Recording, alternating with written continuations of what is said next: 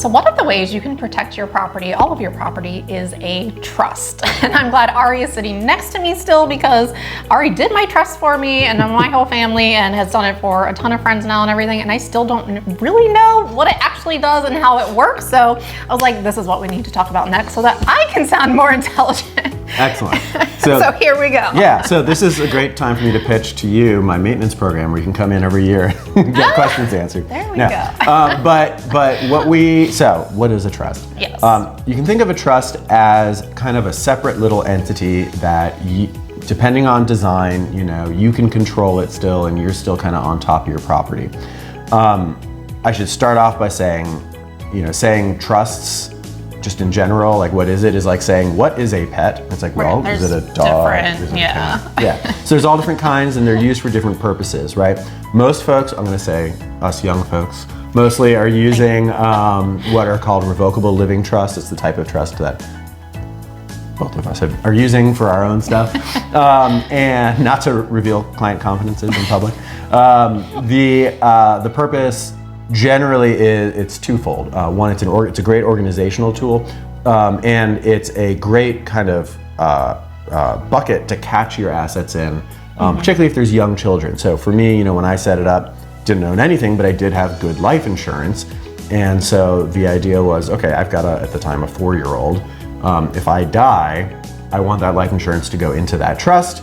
And then my sister out in Seattle controls it, takes care of it, uses that money for her. Right.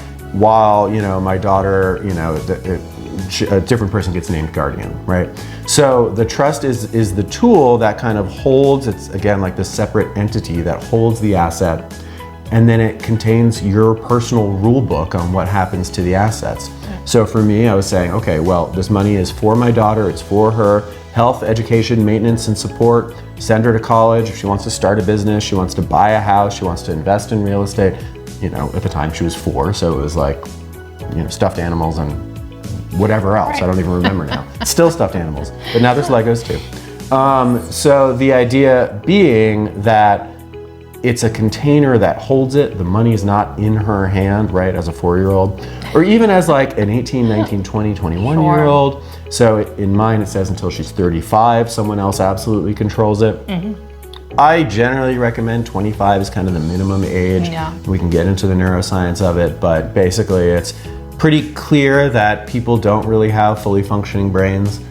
Their adult brain until at least 25, and some people not even that.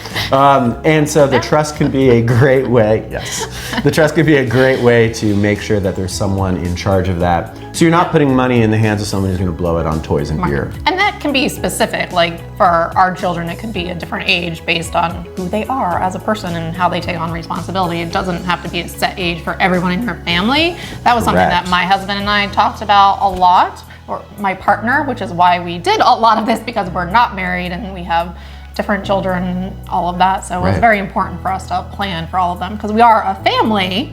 Right. Even though it's not a legal marriage. Right. And trusts are a great way, in protecting for whatever the family looks like. You get to define what your family is using this document.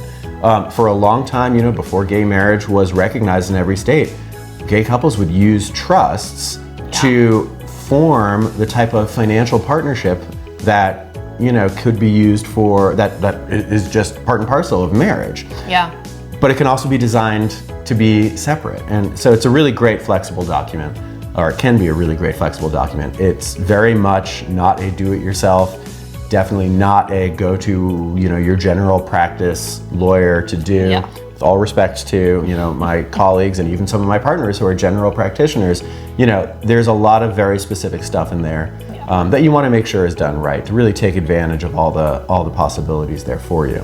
So there's that great organizational tool. It holds assets, for people who are underage, but there's also a lot of flexibility built into it. Like Misty was saying, it doesn't have to be age-based, or it could be different ages for different people. You really can define what it's going to say. When I'm doing my planning, I tell my clients all the time, like, this is based on your values and goals. I have tools that I'll shape, to fit those values and goals, but you have to tell me what we're trying to accomplish, right? And it could be as simple as, I just want to make sure that, you know, my properties don't go through the probate process, through that Right. court process. And anything that's in even a simple revocable trust skips that probate process. They still have to be administered, right? You still have to get it from the generation that has passed to the generation that's receiving the assets, but it's not being overseen by the court. For some people, that's good. For some people, oh gosh, we really want that oversight. But there's other ways of building the oversight into the trust Right. too.